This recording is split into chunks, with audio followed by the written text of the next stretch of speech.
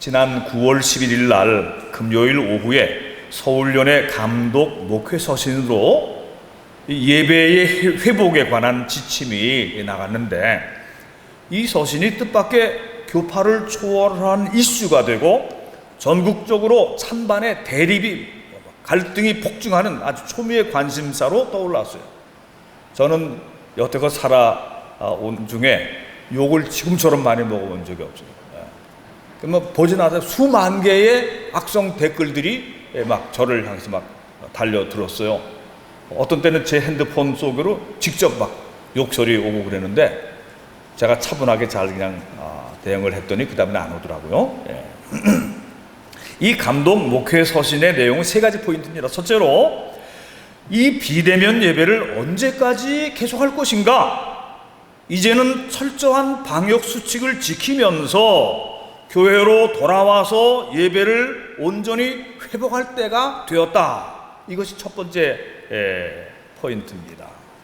두 번째로, 정부나 방역 당국자들이 교회 지도자들과 진지한 대화와 소통도 하지 않고 일방적으로 예배 드리지 말아라, 찬송가도 부르지 말아라, 성가대도 하지 말아라, 예배당 문 닫아라, 이것이 종교의 자유를 침해하는 것이다.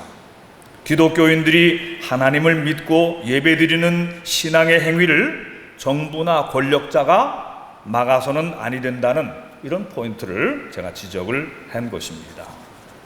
세 번째로, 만약에 교회들이 예배를 드림으로 인해서 당국과 공권력에 의해서 고소 고발을 당하게 되는 일이 발생했을 경우에 우리 감리교회가, 서울연회가 법률적으로 또 재정적으로 책임을 같이 지며 돕겠다, 이런 내용이었어요.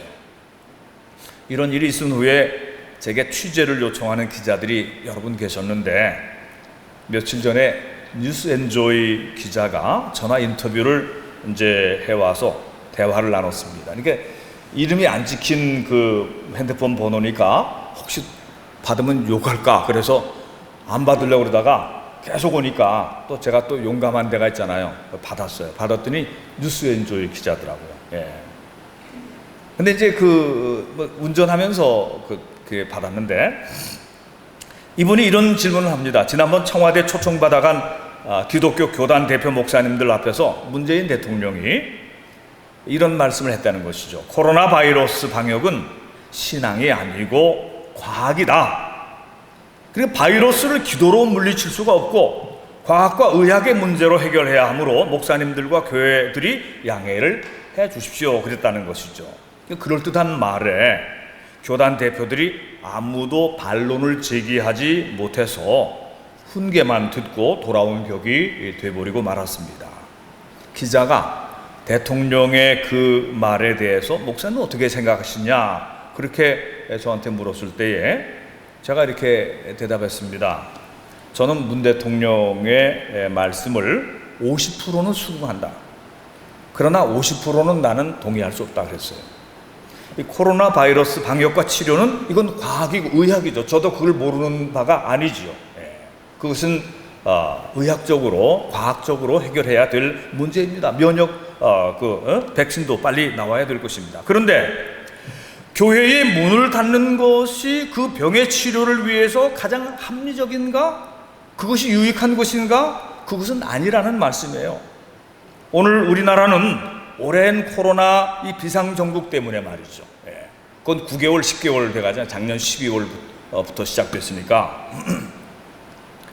이 국민들이 정신적으로 위축되고, 경제는 말할 것도 없고, 다 이 사람들이 우울증에 시달리고 있다, 그런 얘기예요. 자살자들이 늘어나고 있는 것입니다. 그런데 우리나라의 자살률이 말이죠, OECD 국가 중에서 1위라는 거예요. 벌써 7년 이상 계속 1위를 달리고 있는 것입니다. 우리나라 지금 코로나로 10개월 동안 돌아가신 분은 기저질환과 연결돼서 돌아가셨는데 370명쯤 된다고 그렇게 말하더라고요.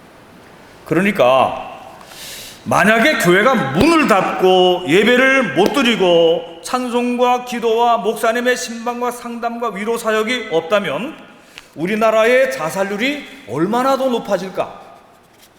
왜 이런 것에 대한 생각을 못 하실까? 저는 목회하는 중에 실제로 상담을 제가 받으면서 인생의 깊은 회의를 품고 자살을 시도하려다가 마지막에 열려있는 교회의 문을 열고 들어와서 제게 상담을 요청하는 사람 여러 명이 있었어요. 그 중에 2사람은 청년이었는데 저와 만나서 상담을 받고 난 다음에 기도받고 난 다음에 자살하지 않고 씩씩하게 잘 살아서 결혼하고 자녀 낳고 행복하게 잘 살고 있습니다. 인생의 위기를 당해서 자살하기 전에 동네 가까운 곳에 열려있는 교회 문으로 들어와서 상담받고 은혜로운 예배에 참석해서 찬송을 부르고 말씀을 들음으로 허전한 마음을 위로받고 새 힘을 얻는 사람들이 얼마나 많은데 교회와 예배를 과학이라는 이름으로 문을 닫게 하면 안 된다, 그런 말씀이에요. 만약에 공산당처럼 교회를 문 닫고 성경을 불태우고 십자가를 떼버리면 기독교 신앙을 적폐로 몰아버린다면 우리나라 사회가 어떻게 될 것 같습니까?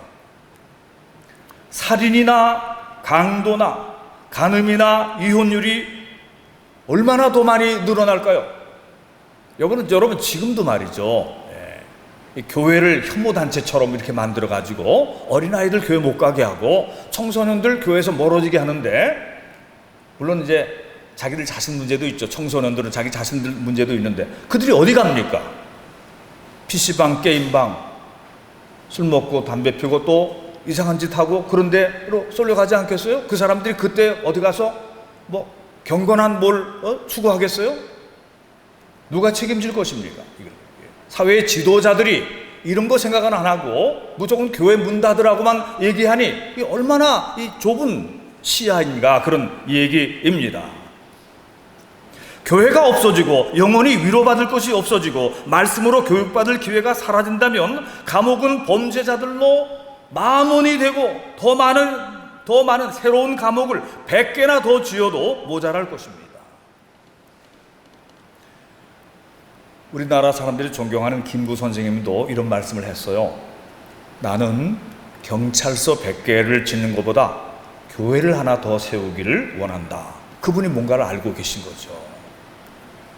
이제 그 교정 선교하는 분들과 얘기를 이렇게 나누다 보니까 우리 기독교회에서 기독교 정신으로 기독교 자본으로 만든 아가페 소망 교도소라고 하는 것이 있어요.